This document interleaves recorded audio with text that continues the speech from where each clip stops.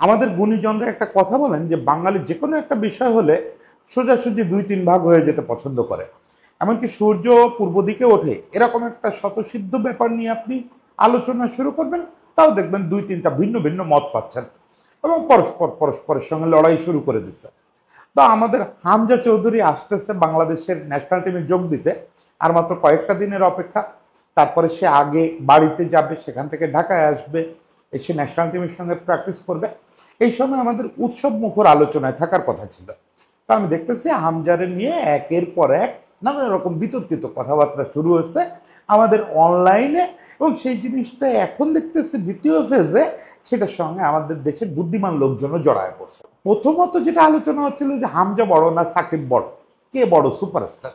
তো এইটা আমার কাছে খুব ফালতু বিতর্ক মনে হয়েছে। এই বিতর্কের ব্যাপারে হয়তো 2-1 লাইন বলবো, তার চেয়ে বেশি যেটা দেখতেছি যে আমাদের জাতীয় দলের সাবেক 2 তারকা আলফাজ ভাই এবং এমিলির প্রতি তো আমার বেশ রেসপেক্ট আছে যে ওর জ্ঞান বুদ্ধির ব্যাপারে। এরা দুইজন বলতেছে যে হামজা বাংলাদেশে আসলে বা এরকম প্রচুর বিদেশি প্লেয়ার যদি বাংলাদেশে আসে, মানে যারা বিদেশি বাংলাদেশি বংশোদ্ভূত, তারা যদি এসে ন্যাশনাল টিমে খেলে এতে বাংলাদেশের ফুটবল ধ্বংস হয়ে যাবে। তো প্রথমত আমার কাছে শুনে যেটা মনে হলো যে বাংলাদেশের ফুটবল ধ্বংস হইতে বাকিটা আছে কি, ফলে এটা তো আর নতুন করে ধ্বংস করা সম্ভব না। কিন্তু ব্যাপারটা আমার মনে হয় এখন একটা আলোচনার দাবি রাখে।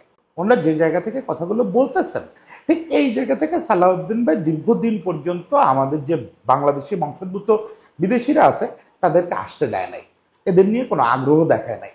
এই যে মাইন্ডসেটটা, এই মাইন্ডসেটটা আপনারা যারা শুনতেছেন তারা হয়তো ঠিক বুঝতেছেন না।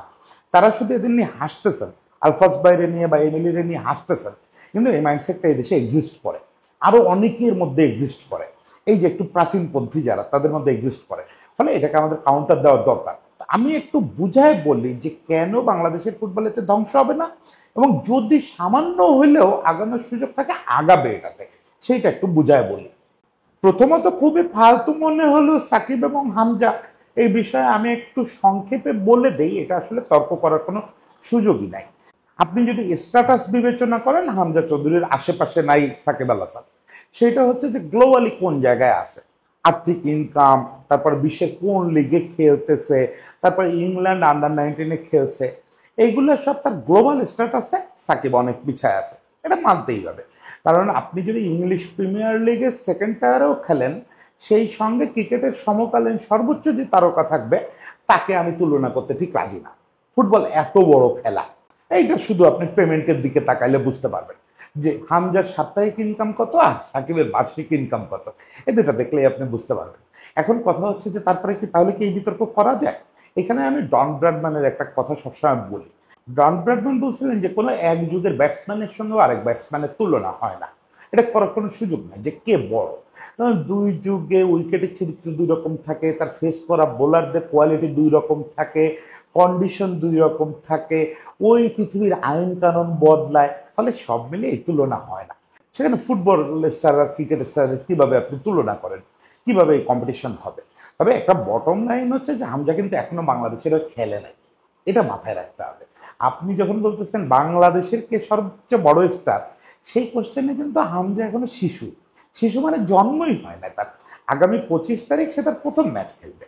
এখন হামজা এই বয়সে এসে বাংলাদেশকে কতটা কি দিতে পারবে, বাংলাদেশের হয়ে কতটা কি করতে পারবে, এটা তো এখন সময় সাপেক্ষ ব্যাপার। আমরা আশা করি সে ভালো খেলো, কিন্তু বাংলাদেশের দিক থেকে যদি চিন্তা করেন তাহলে সাকিব অন্য লেভেলে অনেক উঁচুতে, যেখানে হামজাকে পৌঁছাতে হলে 10-12 বছর বাংলাদেশের হয়ে সেরা খেলোয়াড় হিসেবে পারফর্ম করতে হবে। 10-12 বছর তো তার শরীর পারমিট করার কথা না। যাক, এই দুইটা আমি যুক্তি দিলাম, দুইজনের পক্ষে দুইটা যুক্তি দিলাম, আমি নিজেও চাই না এইসব যুক্তি দিতে। এই আলোচনা এখানে শেষ, যে এটা ফালতু আলোচনা, এটা দরকারই নাই। হামজাও আমাদের প্রাইড, যেদিন ও ঢাকায় পা রাখবে সেদিন থেকে ও আমাদের অনেক বড় প্রাইড। সাকিব তো আমাদের প্রাইড ছিলই, 17-18 বছর ধরে সে আমাদের নয়নের মণি ছিল, আমাদের একমাত্র প্রতিনিধি হিসাবে সর্বোচ্চ স্তরে পারফর্ম করছে।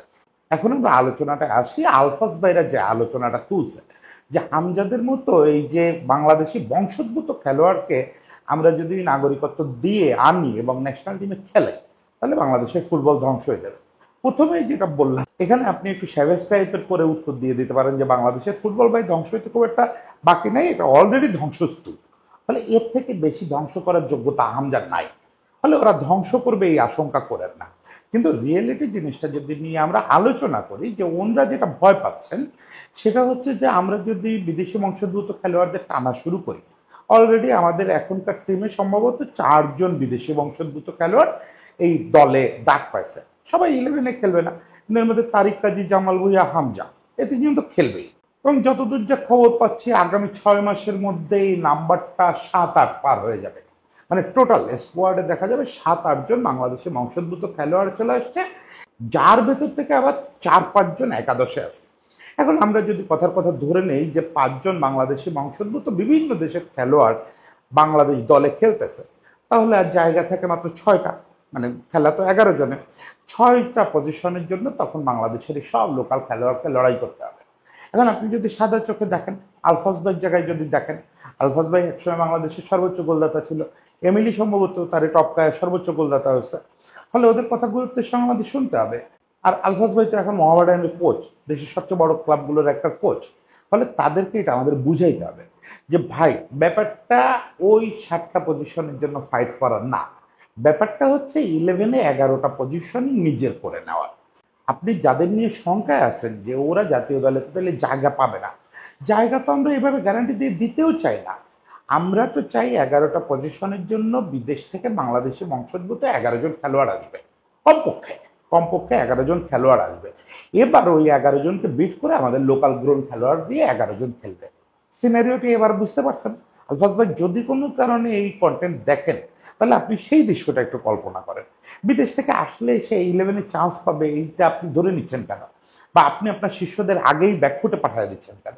কম্পিটিশনটা ওই জায়গায় নেন না যে হামজা আসছে কিন্তু হামজা মিডফিল্ডে জায়গা পাচ্ছে না। মানে আমাদের যে 10 নম্বর, আমার ধারণা হামজা বোধহয় 10 নম্বর জার্সি পাবে। 10 নম্বর জার্সি না পাইলেও সে আসলে ইংলিশ লিগে যে পজিশনেই খেলুক, শুরুতে একদম out and out left back ছিল, পরে ডিফেন্সিভ মিডফিল্ডার হয়েছে, ইদানিং মাঝে মাঝে অ্যাটাকিং মিডফিল্ডার হিসেবে খেলে। আমার ধারণা বাংলাদেশ টিম এসে পুরোপুরি অ্যাটাকিং মিডফিল্ডার হিসাবে খেলবে, মানে ক্লাসিক নাম্বার 10। তো আমি যদি ধরে নেই যে বাংলাদেশে একটা ক্লাসিক নাম্বার 10 আছে, এবং আছেই তো, একদম বাচ্চাদের মধ্যে একটা ছেলে আছে মিরাজুল।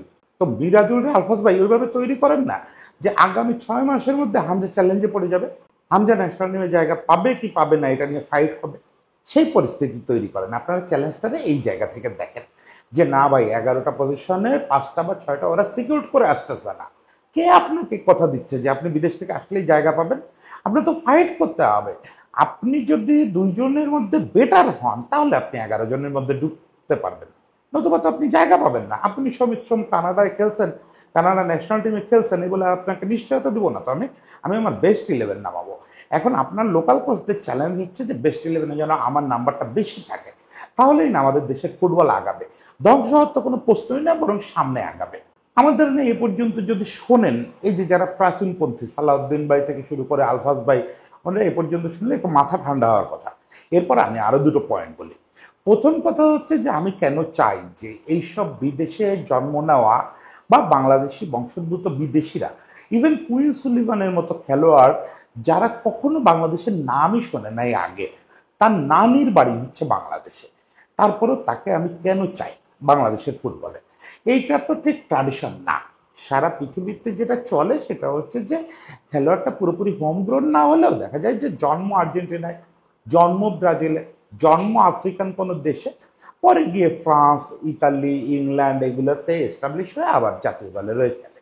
কিন্তু আমরা তো যাদের আনতেছি তাদের আসলে অ্যাকচুয়ালি ন্যাচারালাইজড করে আনার মতোই আনতেছি। তারা ওই অর্থে বাংলাদেশের রিপ্রেজেন্টেটিভ ছিল না এখানে পাসপোর্ট পাওয়ার আগ পর্যন্ত। তারপরও আপাতত সমাধান হিসাবে এটা দরকার। কেন দরকার? আমি আগে একটা কন্টেন্টে বলছি যে এদের কাছ থেকে আপনি যাদেরকে হোম গ্রোন প্লেয়ার ভাবতেছেন, ধরেন আমি তুলনাটা যদি হামজা এবং মিরাজুলের করি, যে মিরাজুলের এখন বয়স কত, 18-19, হামজা বোধহয় 30 পার হয়ে গেছে বা 30-এর কাছাকাছি, আমি দেখে বসি নাই। যাই হোক, হামজার ক্যারিয়ার তো আর খুব লম্বা হবে না। হামজার হচ্ছে এখন দিয়ে যাওয়ার টাইম। সেটা কাকে দেবে? সেটা দেবে মিরাজুলকে। হামজা এই যে খেলতে আসবে, 2 দিন প্র্যাকটিস করবে ন্যাশনাল টিমের সঙ্গে, বা পরে ফিরতি লেগে খেলার জন্য ঢাকায় এসে বেশ কয়েকদিন থাকবে, এই সময়টা আমাদের জুনিয়র ছেলে পেলে তাদের সঙ্গে প্র্যাকটিস করবে। আপনারা প্রয়োজনে মিরাজুলের ওর সঙ্গে ট্যাগ করে দেন যে ন্যাশনাল টিমের সঙ্গে মিরাজুল এই কদিন প্র্যাকটিস করবে, ও হামজাকে কাছ থেকে দেখবে। আমি এর মাঝে একটা কন্টেন্টে বলছিলাম যে ওয়াসিম আকরাম কিভাবে সকালে ব্রেকফাস্ট করে, ওইটাও যদি আমাদের পেস বোলাররা কাছ থেকে দেখে কিছু না কিছু শিখবে। এগুলো ভাই ব্যাপার। এগুলো আরে শুনতে মনে হয় যে দাদা রসিকতা করতেছে, কিন্তু ব্যাপার। ধরেন মাঠের ভিতরে ঠিক কিভাবে বসে হামজা সুর লেজ বাঁধে, ওটাও কাছ থেকে দেখলে কিছু শিখবে। আপনার মনে হবে যে এটা কিছু না, কিন্তু এটা কিছু। ভাই ইংলিশ প্রিমিয়ার লিগে একটা খেলোয়াড় খেলে আসছে, সে তার কাউন্টার পার্টির সঙ্গে ঠিক কিভাবে হাত মেলায়, কিভাবে কথা বলে, সে ড্রেসিং রুমে কিভাবে বসে। আমি ফুটবল অ্যাসপেক্ট সব বাদ দিচ্ছি, শুধুমাত্র লাইফ স্টাইলের কথা বলতেছি, যে মানে ইন্টারন্যাশনাল স্ট্যান্ডার্ড হয়ে ওঠা। কুইন সুলেভান, সুমিত সোম বা জামাল ভুইয়া বা হামজা, এরা যখন আপনার এখানে এসে প্র্যাকটিস করবে, ন্যাশনাল টিমে খেলুক বা না খেলুক, এদের কাছ থেকে অনেক কিছু শেখার আছে। অফ দ্য ফিল্ডও অনেক কিছু শেখার আছে।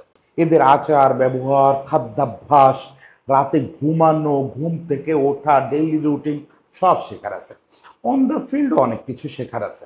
ধরেন হামজা হচ্ছে একটা ভার্সেটাইল খেলোয়াড়। ওই যে যেটা বললাম যে শুরুতে সে লেফট ব্যাক ছিল, তারপরে ডিফেন্সিভ মিডফিল্ড, এখন প্রায় অ্যাটাকিং মিডফিল্ড। দেখেন আমাদের টিমের 11 জনেরই তার কাছ থেকে শেখার আছে। সে যখন একটা খেলোয়াড়কে ট্যাকেল করবে, কারণ ও তো ডিফেন্সিভ মিডফিল্ডে লম্বা সময় খেলছে, ওকে ট্যাকেল করতে হচ্ছে। ইউরোপিয়ান ফুটবলে আপনারা জানেন যে রেফারি কড়াকড়ি কি ভয়ানক। সামান্য এদিক ওদিক হলে আপনি ইয়েলো কার্ড খেয়ে যাবেন, এমনকি রেড কার্ডও খাইতে পারেন। সেই জায়গায় একটা খেলোয়াড় এক ট্যাকেল করতেছে, দিনের পর দিন ট্যাকেল করতেছে কার্ড না খেয়ে। এটা কিভাবে করে? এবং ট্যাকেলটা হচ্ছে কিন্তু ফাইনাল ট্যাকেল, মানে সে ট্যাকেল করে আর চান্স দিচ্ছে না, ওই ট্যাকেলেই বলের দখল নিয়ে নিচ্ছে, ওই ট্যাকেলেই বলের দখল নিয়ে সে আবার আক্রমণ তৈরি করতেছে। এবং ওই যে আমরা বলি যে হাইলাইন ডিফেন্স, হাইলাইন ডিফেন্সে হামজা যখন অ্যাটাকিং মিডফিল্ডার হিসাবে খেলবে, ওই জায়গাতে বল ট্যাকেল করে বল উইন করে সেটা দিয়ে অ্যাটাকে যাচ্ছে। এই কাজটা কিভাবে করতেছে সে? এটা থিওরিটিক্যালি ধরেন মারুফ ভাই এটা একদম আপনাদের গোলায় খাওয়াই দিতে পারে, কিন্তু আপনি জীবনে শিখবেন না। আমি কথা দিতে পারি, জীবনে শিখবেন না। মারুফ ভাইয়ের কথা বাদ দেন, অ্যালেক্স ফার্গুসনরে এনে দিচ্ছি, আপনি তার কাছ থেকেও শিখতে পারবেন না। কিন্তু ওই একই জিনিস হচ্ছে অনেক লো কোয়ালিটির, হয়তো ফার্গুসন যা বলবে তার কাছাকাছিও না হামজা, কিন্তু সে যখন মাঠে করবে অনেক বিলো কোয়ালিটিরটাই করবে, ওইটা থেকে শেখা যাবে। কারণ ও তো দেখতেছে পাশে দাঁড়ায়, হামজা পরপর 3বার করবে, চতুর্থবার মিরাজুল গিয়ে ওই একই কাজ করবে, দেখবেন একদম রেপ্লিকেট করে ফেলছে। এই যে মাঠে শেখা, কাছ থেকে শেখা, এটা একটা টেকনিক্যাল ব্যাপার বললাম, হাজারটা ব্যাপার আছে। হামজার ওভারল্যাপ অসাধারণ, অসাধারণ ওভারল্যাপ করে। আমাদের কয়েকটা ছেলে, এই যে মুরসালিন ছেলেটার কথা, ছেলেটা নিজেরা নষ্ট করে ফেললো। তারপর উইংয়ে আরেকটা ছেলের খেলা দেখছিলাম, আমি তো ফুটবল দেখি খুব ছাড়া ছাড়া ভাবে, দেখা যায় যে বছরে 1টা 2টা ম্যাচ দেখতেছি। রাকিব উইংয়ে খেলতো, ও কি এখনো টিমে আছে কিনা সরি আমি ভুলে গেছি। রাকিবের ওভারল্যাপ, মানে রাকিব তো নেমে আসতো একদম ডিফেন্সের নিজের গোল পোস্টের কাছে, আবার ওভারল্যাপ করে উঠে যেত, কি চমৎকার করতো। কোথাও কোথাও ফ্ল আছে। রাকিবের খেলা দেখতে গিয়ে আমার মনে হলো এই ছেলেটা একটু ইউরোপিয়ান কোনো কোচের টাচ পাইতো। মানে ও যে সুন্দর ওঠে, উঠে যে সুন্দর ক্রস করে, ক্রসটাকে ঠিক মতো ঠিক হয় কিনা এই জায়গাটা আমার একটু দ্বিধা আছে। হয়তো এই জিনিসটা আরো শার্প করা সম্ভব সে যখন হামজার ওভারল্যাপটা দেখবে। হামজা তো ওভারল্যাপ করে নিজেই আক্রমণে চলে যায়। এই জিনিসগুলো যখন কাছ থেকে দেখবে, প্রত্যেকটা ছেলে উপকৃত হবে। আমাদের একাডেমি ছেলেগুলোরও আপনি নিয়ে ওদের প্র্যাকটিস দেখান, পাশে লাইন দিয়ে বসায় রাখেন, ওরা যে প্র্যাকটিস করবে, ওরা যে ম্যাচ খেলবে, আমাদের একাডেমি ছেলে পেলের, এই যে আমাদের এলিট এলিট একাডেমি আছে, ওদের নিয়ে বসায় রাখেন, ওরাও শিখবে। ফলে আমাদের ফুটবল বহুমাত্রিকভাবে উপকৃত হবে, বহুমাত্রিকভাবে। শুধু যে ওরা এসে দেখেন, আমি এই কথা একদম বিশ্বাস করি না যে বিদেশ থেকে কিছু খেলোয়াড় এসে 3-4 দিনের সময় পেয়ে একটা ম্যাচ খেলবে, খেলে বাংলাদেশকে সাব জিতায় দেবে, এশিয়ান লেভেলে নিয়ে যাবে, এইসব আজগুবি বিশ্বাস আমার নাই। হয়তো কি হতে পারে, বাংলাদেশের খেলাটা একটু বেটার হইতে পারে, যেটা জেতার কথা ছিল এমনিতেই। ধরেন ইন্ডিয়ার সঙ্গে যদি আমরা নেক্সট ম্যাচটা জিতি, এটা আমি ধরে নিব এটা এমনিও জিততাম আমরা। হামজা এখানে কি করবে? হামজা আমাদের খেলার মানটা 10% বাড়ায় দিতে পারে, কিন্তু ফুটবলকে একা জিতায় দেওয়া যায় নাকি? এই আশা তো আমি করতেছি না, আমার ধারণা ফুটবল যারা বোঝেন তারাও করতেছেন না। তাহলে ওই যে দেশের ফুটবলে কিছু বীজ বপনের চেষ্টা করতেছি আমরা। এই যে ফেডারেশন হামজাকে আনলো, আরো কয়েকজনকে আনবে, এতে কিছু বীজ বপন হবে। এটাকে নিরুৎসাহিত করেন না। এখন আসেন আর একটা তর্কের জায়গা থেকে গেল, যেটা আপনারা এখনো করেন নাই, কিন্তু যদি করেন আগে থেকে কাউন্টার দিয়ে রাখি। সেটা হচ্ছে যে বলতেছিলাম যে আর্জেন্টিনা, ব্রাজিল বা আফ্রিকান দলগুলো যে অন্যান্য দেশে খেলা খেলোয়াড়দেরকে খেলায়, তারা এরকম অনেকটা ন্যাচারালাইজড না। তারা শুরুটা করে নিজের দেশে, তারপরে একটা বয়স পর্যন্ত গেলে সাধারণত সিনিয়র টিমে ডেবু হওয়ার পরে ক্লাব পর্যায়ে এরা ইউরোপে পাড়ি জমায়। ফলে এদেরকে অনেকটা হোম গ্রোন বলে দাবি করা যায়। এখন কথা হচ্ছে এখানে দুইটা সিনারিওই আছে, সবার ক্ষেত্রে কিন্তু এটা ঘটে না। যেমন লিওনেল মেসি তো সিনিয়র লেভেলে আর্জেন্টিনা খেলেই নাই, সে একবারে অ্যামেচার লেভেলে খেলছে, সে এতটুকু বাচ্চা থাকতে স্পেনে চলে গেছে। আবার এই যে আলেহান্দ্রো গার্নাচো, ও আর্জেন্টিনা দলে ডাক পালো, ও প্রথম আর্জেন্টিনায় গেছে হচ্ছে বয়সভিত্তিক দলের হয়ে খেলার জন্য, বয়সভিত্তিক দলের ডাক পেয়ে প্রথম আর্জেন্টিনা গেছে, এর আগে কোনোদিনও আর্জেন্টিনায় যায় নাই। ইভেন ও আর্জেন্টাইন স্প্যানিশে কথাও বলতে পারে না। এখন এরকম ছেলে পেলে তো আসতেছে, বা আপনি বেশ কিছু খেলোয়াড় এখন পাবেন যারা হচ্ছে একেবারে ইউরোপের জন্ম, ইউরোপে বড় হয়ে ওঠা। এই যে মেসির দুই বাচ্চারা খেলতে চায় আর্জেন্টিনা ন্যাশনাল টিমের হয়ে, ওরা হয়তো ঠিক মতো ওদের বাপের বাড়িটাও চেনে না, খেলবেও তো, এরকম বাচ্চারা খেলবেও তো দুদিন পরে। ফলে ওই প্রেজুডিস থেকে আমাদের সরে আসতে হবে যে আমাদের এখানে জন্ম নেওয়া হতে হবে, আমাদের কমপক্ষে ক্লাবের সিনিয়র পর্যায় পর্যন্ত খেলতে হবে, এগুলোর আর জায়গা নাই। এইটা হচ্ছে এখানে একটা আসপেক্ট। আর একটা আসপেক্ট হচ্ছে যে আপনি যখন আপনার দেশের ফুটবলের মান বাড়াবেন, এই যে খেলোয়াড়দেরকে আনতেছেন, এটা তো একটা উপায়।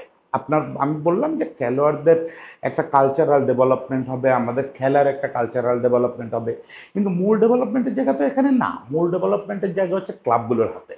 আজকে আলফাজ ভাই কথা বলতেছেন মোহামেডানের প্ল্যাটফর্মে দাঁড়ায়।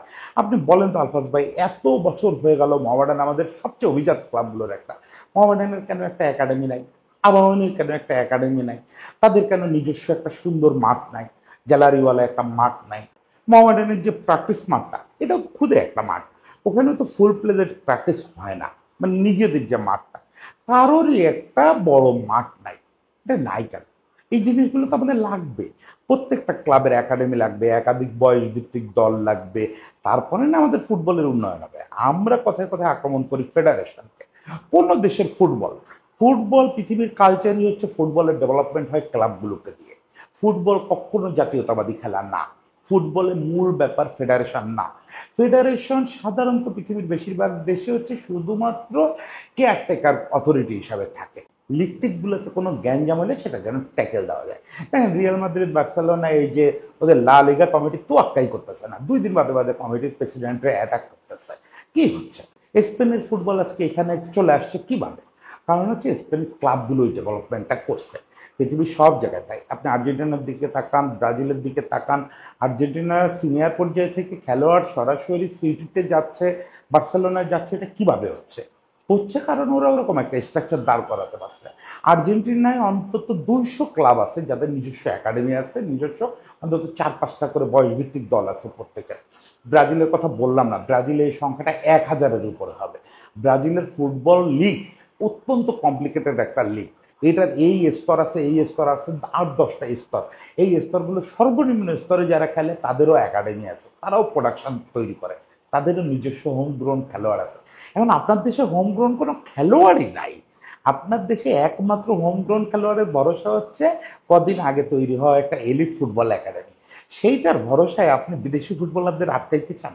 আটকায় আপনি বলেন যে এরা আসলে ধ্বংস হয়ে যাবে। আপনি কি উন্নয়ন হবে? এই কোনো রকম কোনো খেলোয়াড় তৈরির সিস্টেম নাই এরকম একটা কাঠামোতে, আগে এইগুলো দাঁড় করান ভাই। 2 দিন পরে যেটা বললাম, যে এই হামজার মতো খেলোয়াড়রা এসে আপনারা এমন পরিস্থিতি তৈরি করেন, প্রত্যেকটা ক্লাবে একাডেমি করেন, প্রত্যেকটা ক্লাবে একাধিক বয়সভিত্তিক দল রাখেন, এমন একটা পরিস্থিতি করেন যে আপনার হোম গ্রাউন্ড খেলোয়াড়কে বরং লিস্টার নিয়ে যাবে। আজকে আপনি ওখান থেকে খেলোয়াড় আনতেছেন, 2 দিন পরে আপনার এখান থেকে খেলোয়াড় নিবে ইউরোপিয়ান দলগুলো, এবং ওখানে যারা ওই ইংল্যান্ডে জন্ম নেওয়া বাংলাদেশি তারা এখানে এসে আর দল খুঁজে পাবে না। আমি ক্রিকেটের সঙ্গে আরেকবার তুলনা করে শেষ করি। আমাদের ক্রিকেটে এখন যদি অস্ট্রেলিয়ায় জন্ম নেওয়া কোনো একটা বাংলাদেশি খেলোয়াড় এসে সরাসরি ঢোকার চেষ্টা করে, চান্স পাবে? কোনোভাবে পাবে না। বোর্ড সোজাসুজি বলে দেবে, যাও পায়োনিয়ার লিগ থেকে শুরু করে এই পর্যন্ত আসো, খেলে আসে, নিজেকে প্রুভ করো। আমি বলতে চাচ্ছিলাম না, আমাদের বুলবুলের ছেলে অস্ট্রেলিয়া গ্রেট ক্রিকেট খেলে এবং ওর কোয়ালিটি যথেষ্ট ভালো। আমি জানি যে ওর আসলে বাংলাদেশ ন্যাশনাল টিমে খেলার যোগ্যতা আছে, কিন্তু এখন কি সে দেশে আসলেই ন্যাশনাল টিমে ঢুকতে পারবে? তীব্র প্রতিদ্বন্দ্বিতার মুখে পড়বে। ওই পরিস্থিতি অন্তত বাংলাদেশ ক্রিকেট বোর্ড তৈরি করতে পারছে। সেই জায়গাটায় আমাদের ফুটবলকে নেন, তখন আর আমজাদের আমরা আনতে চাইবো না। সবাই ভালো থাকবেন। আলফাজবার জন্য শুভকামনা, আমার বন্ধু এমিলির জন্য শুভকামনা, এবং বাংলাদেশের ফুটবলের জন্য শুভকামনা। সবাই ভালো থাকবেন।